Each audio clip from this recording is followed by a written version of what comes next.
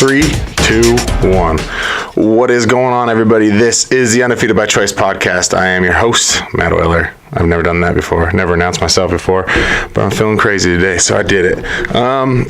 This is another episode of Just My Opinion, and I'm going to be primarily talking about our fight coming up May 31st for Still Fist in Salt Lake City. If you're in town, come on out and check it out. I'm going to be doing something a little different. I'm going to be going on to Facebook or Instagram Live. I couldn't get my Facebook Live to work. If anybody wants to come over and be my tech and get this stuff working for me, I'd like to do that as well. But today I'm going to go on Instagram Live and see if anybody has anything they want to add to it, or just pay attention, watch what's going on. And I will maybe give us something a little extra for those who are listening on iTunes, iHeart, YouTube, or SoundCloud, or any other form in which we put this show out. But I want to do some Instagram stuff as well, because I need to be a little more active on social media, because it's my job. So I'm going to be talking about the fights coming up, but just primarily I'm going to be talking about 3 fights. I think I'm going to go live right now, and then I'm going to explain what it is I'm doing. So here we go. We're checking connection. We are now live. All right. So no one's on because I just turned on 2 seconds ago. But I will be breaking down the 3 fights that are kind of the fights that you know are going to be great on the show, that you know are going to put up a good show for us. I do like to every once in a while talk about the undercard fights, or the dark horse fights that you don't see coming, that are obviously going to be really good. But I think today I'm just going to focus on 3 of the big ones that we know are going to be showstoppers. We know are going to get us excited and get us all pumped up and riled up.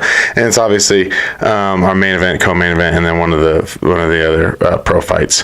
And I'm going to start out with the pro fight.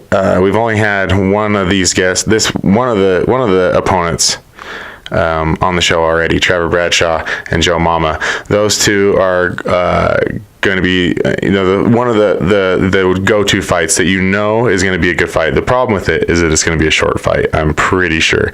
That's my big guess, that fight will not go past the first round. This is a trilogy fight between the two, and in the 2 other times that they have fought, you combine those times together, all the time that they spent in the octagon in those 2 fights, and guess what? It has not been longer than 2 minutes. So these 2 are known to knock each other out quickly. They're 1-1 against each other. There's also, there is a feeling that there is some bad blood between these 2. I had Trevor in here, and he was very professional on the podcast, but you could get a sense, and I even said, there seems like there's some real heat between you 2. It's palpable. You can feel it. You can feel an energy when you have those 2 talk about each other. I've talked to the fight, the matchmakers, Pat and Kevin, and they just, they laugh and nod and said, yeah, they're not big fans of each other. So this is one of those fights that you can get excited for, because 1, they're 1-1 against each other. 2, they've been quick knockouts of each other. So you haven't really even got to see a ton of the skill that each one possesses, and they do possess a lot of skill between the 2 of them. They just have so much power that skill, with the skill and the power put together, they just end up knocking, putting each other's lights out pretty quick. So this is one fight that I am super excited for.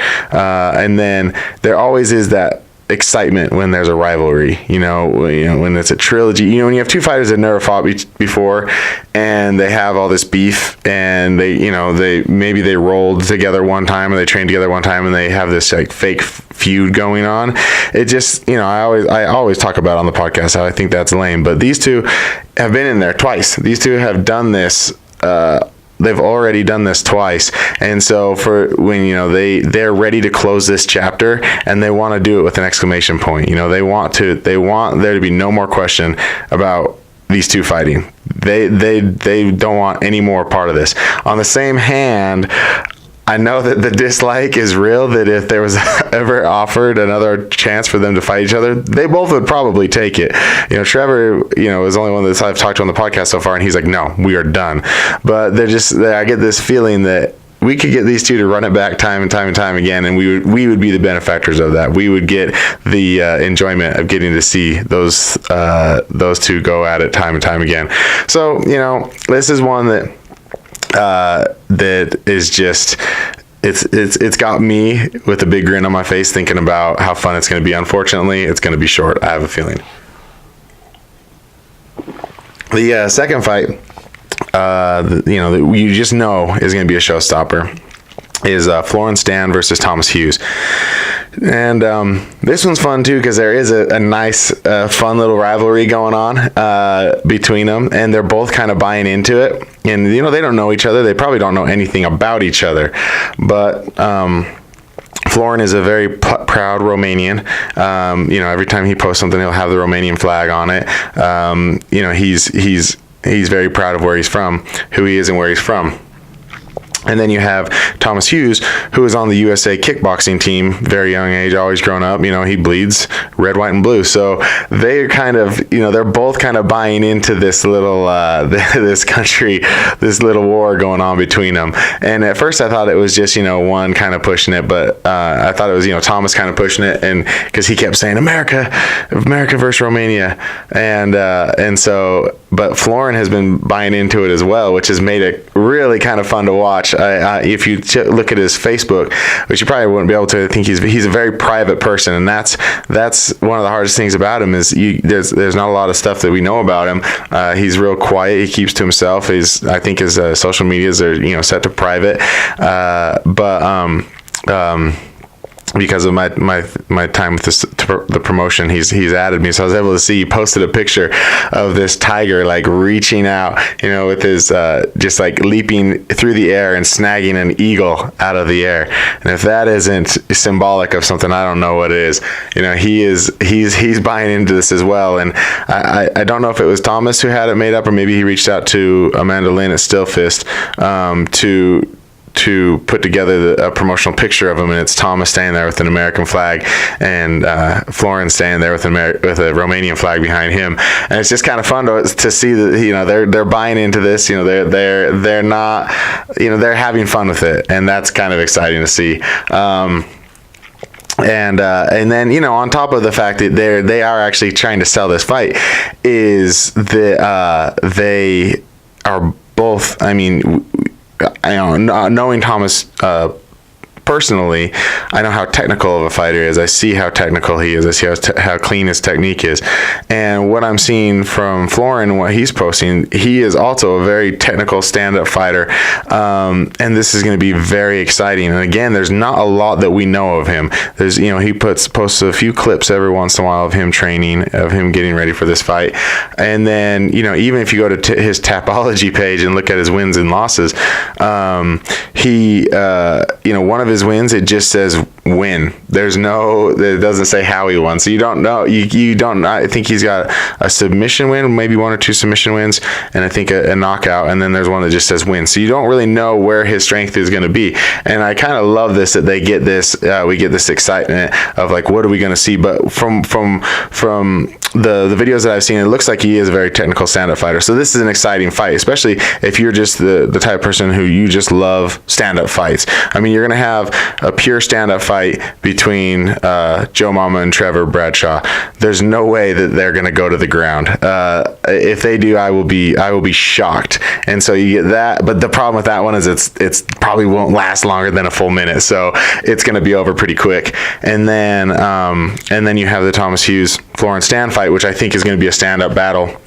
And these two look like, as I said, I know Thomas's cardio is up. He's going to be able to go the full 5 rounds. And Florin, just from how he looks, it looks like he would be able to as well. So we may just get a 5-round war between these two, which would be exciting. Of course, that's what you want to see. That's what you want to see. Unless you see high level ground game, which now we're getting into the main event, and I'm very excited for this main event. This is your classic striker versus grappler. Tracy Hardy versus Mike Jones. Who? Mike Jones. Who? Mike Jones. I promise I will do that every time I say his name, especially when I interview him, and he'll get tired of hearing it. But I do say kind of tongue in cheek striker versus grappler, because Tracy Hardy is a grappler, but his stand-up is very clean, very clean. His last fight against Marco, I believe it was, he showed off very good stand-up skills. So, the problem is he's so proficient on the ground. He's so good on the ground, especially with the leg locks, which is awesome because it's kind of a newer thing. So for someone to be very proficient at it already, it just shows how much how good he is, because there's a lot of people that have been practicing jiu-jitsu for a long time who cannot lock in a leg lock, and here's Tracy. His last 2 fights he's locked them in. So it's awesome to see that high level grappling, and I don't mean to say that leg locks are new, but they were kind of frowned upon for a very long time in the MMA community, or in the jiu-jitsu community. So now that it's kind of got this resurgence, to see him, so proficient at it, it's exciting to see. So he's, I'm excited to see this fight. If you look at Mike Jones' record, it's knockout after knockout after knockout after knockout. Dude obviously has power in his hands, fast hands, hard hitter, good, clean boxing. He's an absolute beast and threat, and he does have a triangle choke submission to his name, so he's not slouched on the ground either. He's probably one of those guys who is very proficient on the ground, very good on the ground, and because he's so good on the ground, no one wants to go to the ground with him, so then he gets to throw them hands, not unlike Chuck Liddell. Chuck Liddell was known for so long as being this knockout artist. But the thing was because his wrestling defense was so good, no one could actually take him down. So you have 2 people who are very good stand-up. One that is probably very good on the ground, because that's why he wins all his fights, by standing up. And then you got one who's very proficient on the ground. This is a classic fight that is set up time and time again in the MMA community, because we always want to see how that turns out. So, we have these 3 fights in front of us that are going to be, all of them, I believe, are main event worthy. Every single one of these fights is main event worthy. And so we get this benefit all on one card. Now, there's some sleepers that I haven't talked about, some dark horses that I think that are going to steal the show. I always think that. I always feel like the ones that feel like they need to make a name for themselves to get in those main event spots and co-main event spots. It's just like, why people watch college football over professional, because they feel like the younger, people want it more. I feel like you get that in MMA with the undercard. They want it more. Whenever I do my online gambling, I don't know if it's legal or not. I just do it. But maybe I shouldn't admit that on here. I don't know. But I'm giving it to you guys anyways, because I love all of you, so I'm going to tell you my secrets.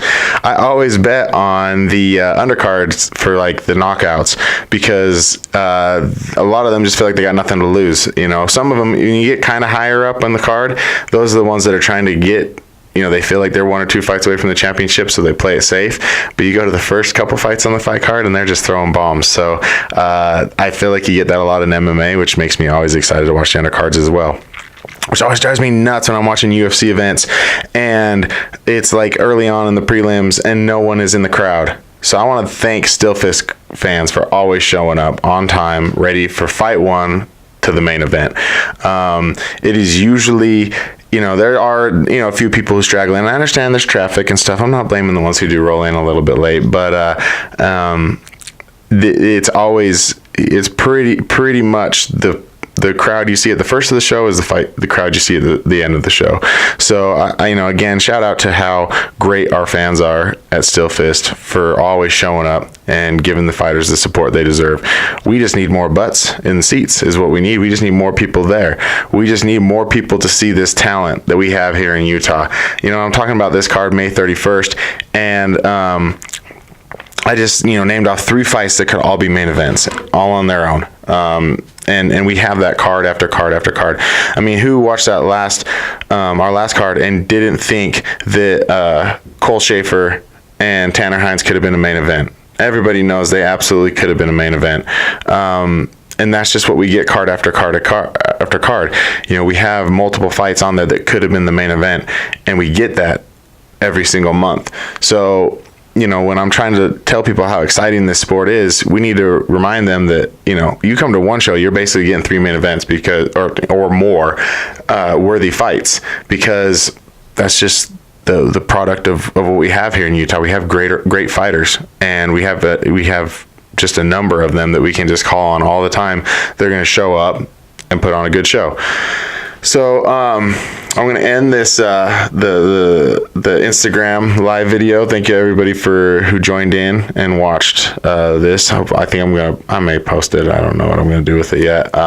But there will be the recording of this on iTunes, YouTube, iHeartRadio, and SoundCloud.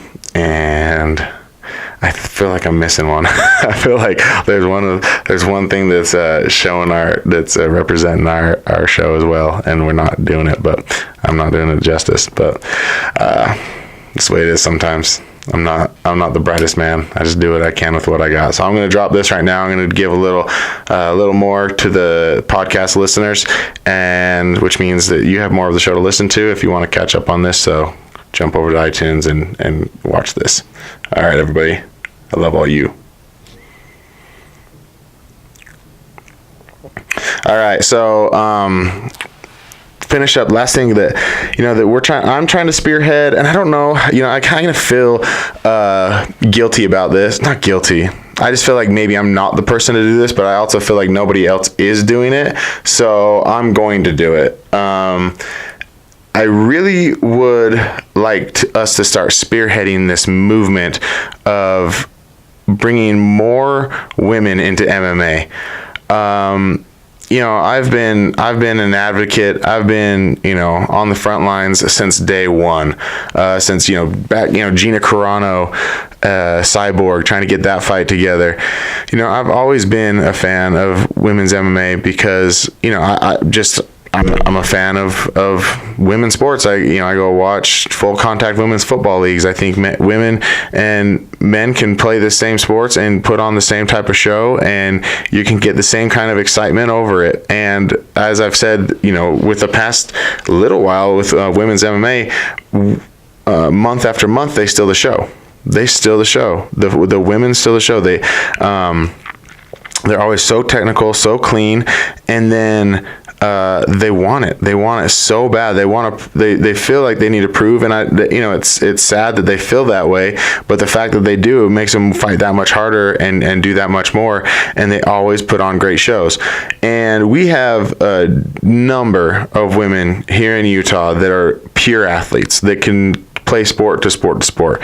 And they usually grow up and they stick with a sport, and they go to college and they play these sports, and then it ends after that for a lot of them. And sadly, because just, in most other sports, the women's professional version of it has not gotten up to what the men's is yet, but MMA has. You have women main eventing, UFC cards and other cards. You have entire leagues that get recognition, like Invicta, that get recognition for putting on amazing, great female fights. So, like I said, we have all these athletes in Utah that are growing up, and they're strong and they're powerful and they're got great technique, and then they get through their college years, and that's if they continue to go on through college years. Then it ends after that, and that is heartbreaking because they're still competitors. They're still just as competitive. They want it just as bad, and they want something to do that, to fill that void of competition in their life. So we need to, as a community, as an MMA community, we need to start reaching out to them. We need to start finding these athletes. And it's not always athletes. You have some girls that say, I never did anything, but I just wanted to try this class. I took this kickboxing class. I really liked it, and now I'm a fighter. You have a lot of those, but there needs to be more reaching out on our parts. And I hate being just a man leading this charge, because like I said, I feel like maybe I'm not adequate enough to be the voice of it. But if no one else is going to, then I'm going to. That's just the way I feel like. And so we're working on some stuff for Still Fist, because Still Fist put out, and I was so happy when they did this. Still Fist actually put out a message. I believe it was a few days ago. They put out a message, and it was all female fighters. We want female fighters. We want to put on female fights. We want women's MMA to grow. And it was very pro women's MMA, and that's why I mess with this company. That's why I put myself in line with this company, because they are forward thinkers like that aren't just going to sit back and say, well, if women show up, then yeah, we'll give them fights. They're like, no, this is what we want. This is what we want to see more of. So, they have my full support in that, and I want to do more. I'm working with a team to put together something to help to try to promote women's MMA here in Utah, to get more women into gyms, to get more women training, to get more women on fight cards, to get more women in main events, to get more women championship belts. That's what we need to be doing. That's where a huge focus needs to be, to bring up that level here in Utah. We need to put ourselves on the map. We are absolutely a fight state. We are fight friendly, and we need to do more. We need to do better. We need to show people that there's a benefit to being in Utah, to living in Utah, to training in Utah. We have great camps here, great fighters, hard workers. We're in altitude. People. I don't think people understand until they go and compete outside of Utah how good it is, how good we have it here. I'll get into that another time, but it's a great place to train. It's a great place to be. So I really, we're going to start leading the charge here, but we can start now. You can start now by inviting somebody. You can start now by asking someone to show up, and don't scare them away. Don't be stupid. Don't be an idiot. That's the best I could say to that. I mean, a lot of the times that somebody doesn't show up back up to the gym. Someone who maybe is not even a female, but just a body conscious male, and you have some idiot in there. But that's rare. I'm not even gonna spend a lot of time talking about that. That's rare that we get that. Most of the time, it is from my experience, which I feel is a good gauge of the true experience, just at least here in Utah, is most people are more than happy to see anybody walk through those doors, and they want the best for that person. If that person's going to show up, if that person's going to be consistent, they want the best for them. So continue to do that, and let's start reaching out. Let's start bringing more people into this. And that's just my opinion. So everybody, thank you for this episode, for watching, listening, being a part of this MMA community. This show is going to be great. May 31st. Let's go. Let's get your tickets now. Go to stillfistfight.com. Get your tickets now. Find your favorite fighter. Buy your tickets from them. Find us on Instagram with Stillfistfight. Find us on Facebook at Stillfistfight Night. You can find this show on iTunes, YouTube, and iHeartRadio under the Undefeated by Choice podcast. Everybody, be good to yourself. Be good to each other. I love you.